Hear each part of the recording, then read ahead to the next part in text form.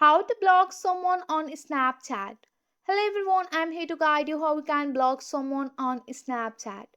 So if you want to block someone on Snapchat, you have to follow this simple step.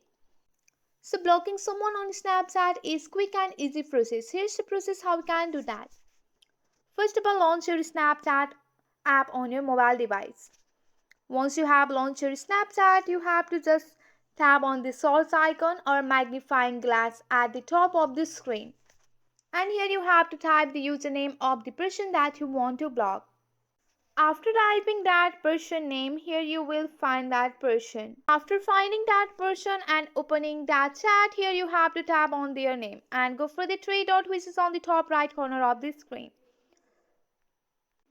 So here you have to tap on the manage friendship. Once you are on your manage friendship, you can see the block option. Just tap on the block option and go for the block option. So this way you can easily block someone on Snapchat. That's it for today. If you like this video, please hit that like button and subscribe for more. I will see you in the next one. Thank you.